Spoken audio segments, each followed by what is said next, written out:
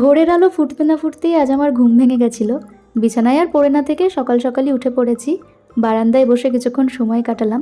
এখানটায় বসে থাকতে বেশ ভালোই লাগে, কাছেই বিল। বসে বসে বিলটার দিকে তাকিয়ে থাকি। চারিদিকে অনেক গাছপালা আছে, পাখিরা আসে, নানান রকম পাখির ডাক শোনা যায়, ভালোই লাগে।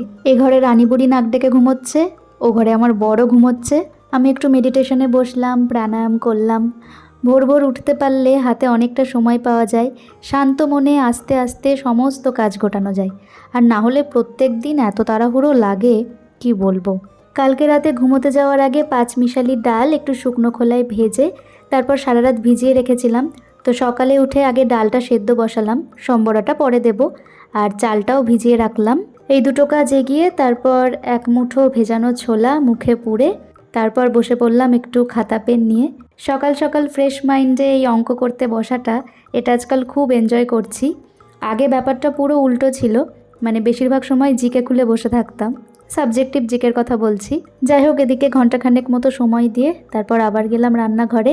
সকালের একটা ঝটপট নাস্তা নিয়ে চলে আসলাম। বড় উঠে গেছে, একদম হালকা তেল ব্রাশ করে 3টে গোলা পরোটা বানিয়েছিলাম আর 3টে ডিমের পোচ, দুজনা ভাগ করে খেয়ে নেব। আর তার সাথে 2 কাপ চিনি ছাড়া লিকার চা। দুপুরে আজকে মাছ মাংসর কোনো সিন নেই, একদম নিরামিষ রান্নাবান্না হবে। পটল দিয়ে একটা রান্না করছি এখন।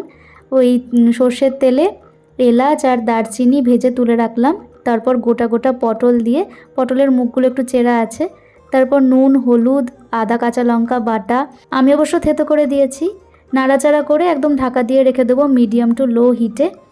আর এদিকে আমি দুধের মধ্যে 1 চামচ আটা খুব ভালো করে মিশিয়ে নিলাম। দুধ দিয়ে রান্নাটা করব, অনেক সময় দুধ কেটে যায়, তো যাতে দুধটা না কাটে সেই জন্যই আটাটা দেওয়া। পটল 80% মতো সেদ্ধ হয়ে যাওয়ার পর তারপর দুধটা ঢেলে দিয়েছি, আবারও ঢেকে একদম লো হিটে 10 মিনিট। আর শেষে নামানোর আগে চিনি দিয়ে দিলাম 1 চামচ। এই রান্নাটা কিন্তু একটু মিষ্টি মিষ্টি হলে তবেই ভালো লাগবে। আর তার সাথে গরম মশলা গুঁড়ো আর ঘি, ব্যাস মিক্স করে নামিয়ে নাও, তাহলেই দুধ পটল রেডি। কত সহজ একটা রান্না। এদিকে বাইরে তো ঝমঝম করে বৃষ্টি পড়ছে। বর একটু বেরিয়েছিল, একদম কাক ভেজা ভিজে এসেছে আজকে, সাথে রেনকোটটাও ছিল না। অনেকক্ষণ নাকি অপেক্ষাও করেছে, কিন্তু বৃষ্টি তো আজকে থামার নামই নিচ্ছে না, তো ভিজে ভিজেই চলে এসেছে, কি আর করবে। তো যাই হোক, ওকে তাড়াতাড়ি বললাম ফ্রেশ হয়ে নাও। এদিকে আমার রান্নাবান্নাও সব কমপ্লিট।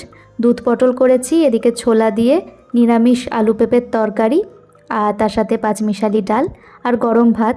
এ হয়েছে রান্নাবান্না। ও ঝটপট ফ্রেশ হয়ে আসলো, আমি ওর খাবারটাও বেড়ে দিলাম। খেয়ে দিয়ে আবার ওকে বেরোতে হবে, সেই জন্য ওর খাবারটা আগে দিয়ে দিলাম। তো চলো, আজকের মতো ভিডিওটা এখানেই শেষ করছি। সকলে খুব ভালো থেকো, সুস্থ থেকো, টাটা।